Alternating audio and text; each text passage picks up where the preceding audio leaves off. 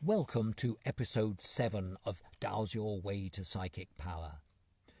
Previously, we looked at what we do if we discover an entity in our own home, how man-made energies and the natural resonances from the earth can be a toxic mix known by the professionals as geopathic stress. In this episode, I walk you through the practicalities of detecting and curing geopathic stress, so get your rods and pendulums ready.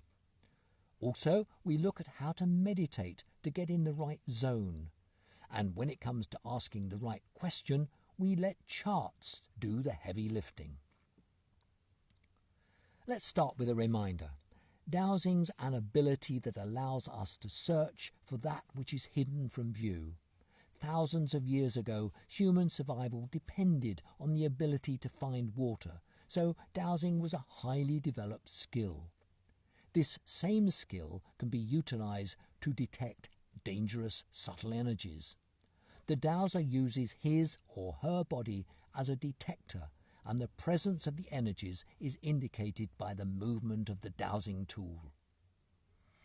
As we've learned, these days these energies also include man-made electromagnetic high and low frequencies from telecommunication towers, electricity pylons, transformers, radar and radio towers, and the myriad other transmissions which have become part of modern life.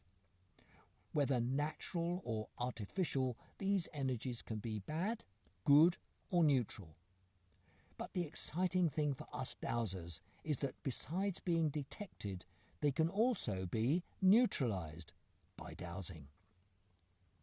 While there are gadgets and gizmos which will alert you to the presence and strength of the conventional energy spectrum from gamma rays at one end to radio waves at the other, there's no instrument which will tell you if you're living or working over a natural noxious ray. But the dowser has one, their physical body allied to their consciousness and then indicated by their dowsing tool. Some consider that these subtle energies have a quality similar in nature to the meridians or chi running through the human body. Chi paths in the earth have been called dragon lines, song lines, spirit paths, energy lays or ley lines. Depending on the strength and character of the subtle energies present, a location may be a healthy and beneficial one for human presence, it may be indifferent to human presence, or it may be potentially harmful and undermining to human health at all physical, emotional, mental and spiritual levels. When the home or workplace of the affected person's neutralized, the geopathic stress conditions resolve themselves and the body begins to heal. So, how do we dowsers neutralize this energy? Different dowsing professionals use different methods. After locating a line of black energy, one dowser might divert the line by hammering metal stakes into the ground in a form of earth acupuncture. Another might place a crystal inside the house, using its energies to neutralize the detrimental influence. A more tech-savvy dowser could plug a device into the wall socket to balance the negative frequencies. Sometimes these methods work, but often the beneficial effects wear off after a time and the householder's back to square one. The method I use is one all dowsers, beginners or experienced, can use: mind power. I use my intent to convert the detrimental energies into beneficial ones. Confident that my consciousness has the power to affect energies, I mentally order the energies to change or move or dissolve, whichever seems appropriate. And you can do this too. Remember, all human beings have tremendous power. Once you realize this and have confidence, this faith can move mountains. The actual process for us dowsers is simple.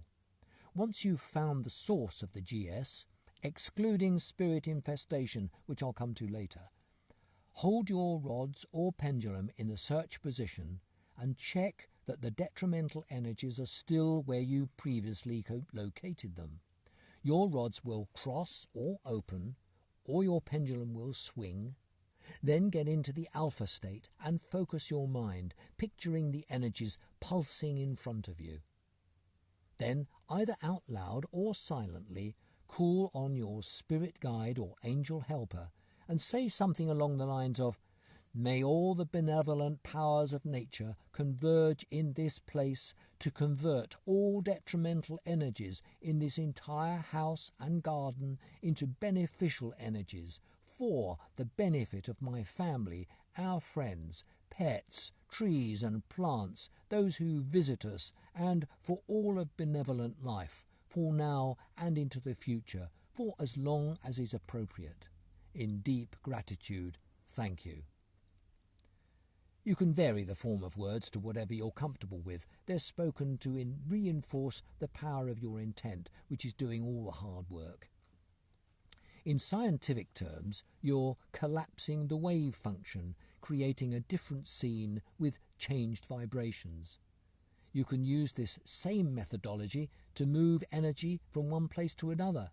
Just believe. Believe.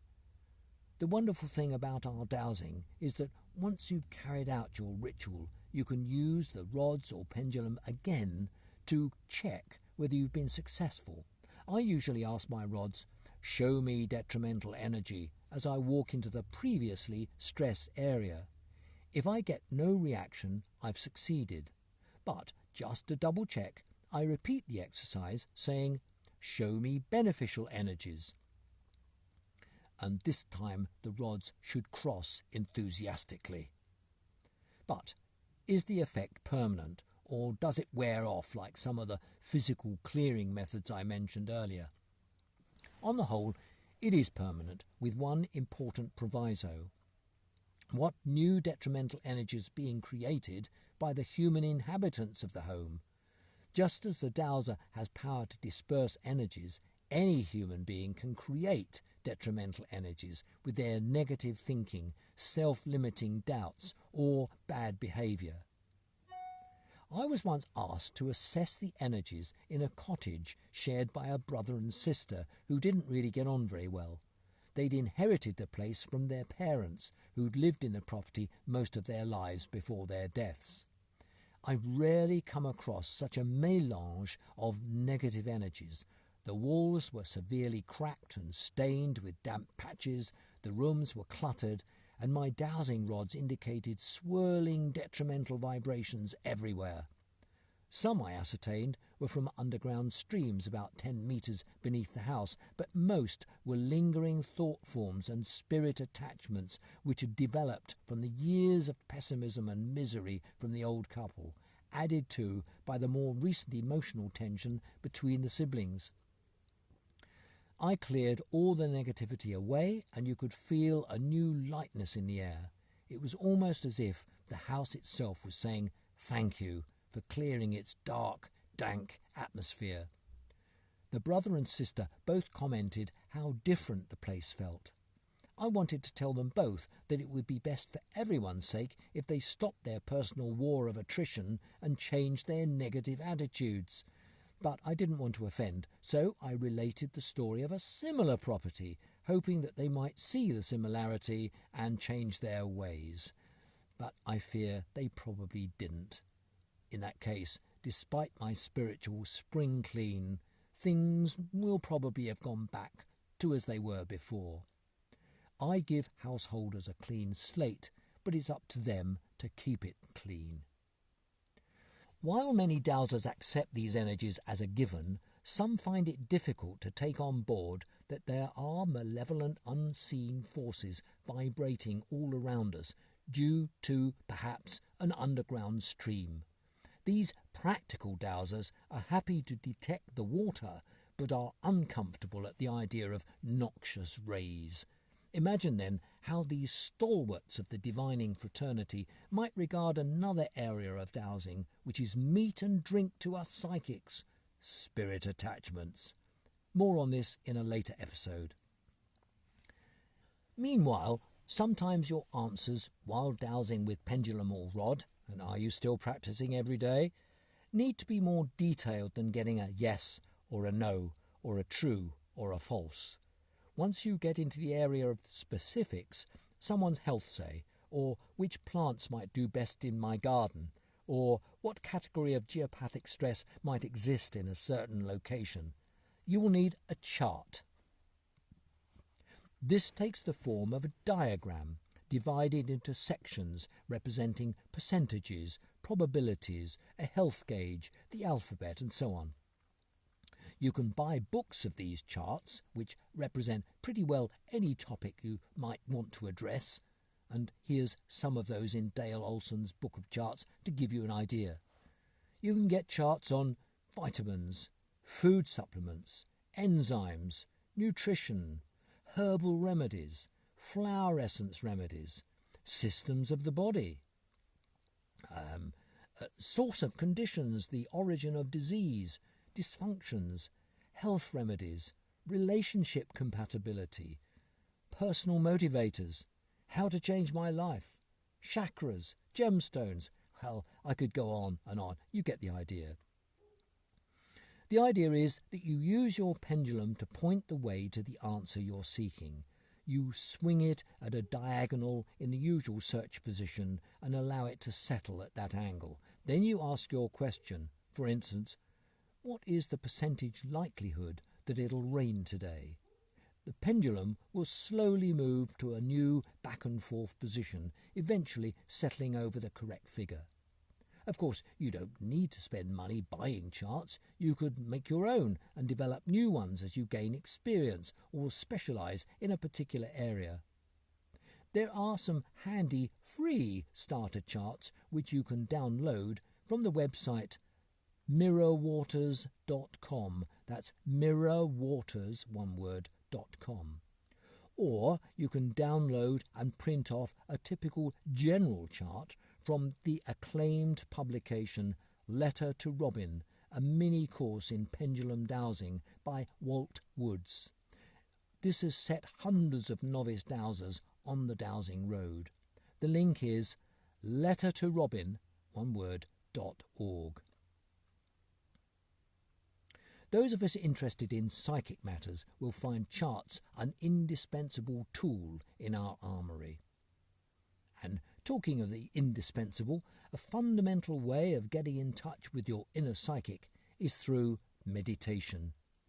Easier said than done when this frenetic world is demanding our undivided attention at all times. But studies have shown that the simple act of meditating for a few minutes can help relieve anxiety, stress, insomnia, fatigue, and reduce blood pressure. Those are just some of the physical benefits. Meditation also offers mental and spiritual rewards, so setting aside time for quietening the clamour is a must. It seems paradoxical, but the more you're able to shut out the world and commune with the Absolute, the better equipped you'll be to improve your health, your self-esteem, relationships, job and finances. This is because meditating gives you access to your unconscious and higher self, which in turn is connected to all that is, which means all knowledge, all information and all possibilities. 15 minutes of quiet meditation can be more valuable than hours of left brain fretting, worry and thinking. It's the alpha state we want, although theta will do very nicely, thank you.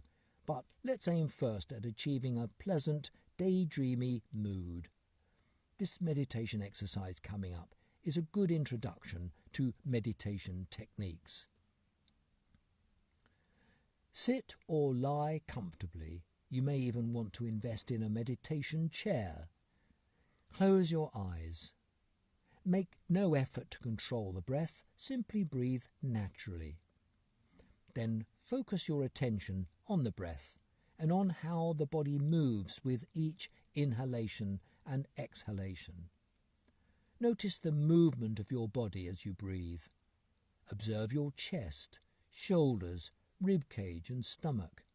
Make no effort to control your breath, simply focus your attention. If your mind wanders, return your focus back to your breath.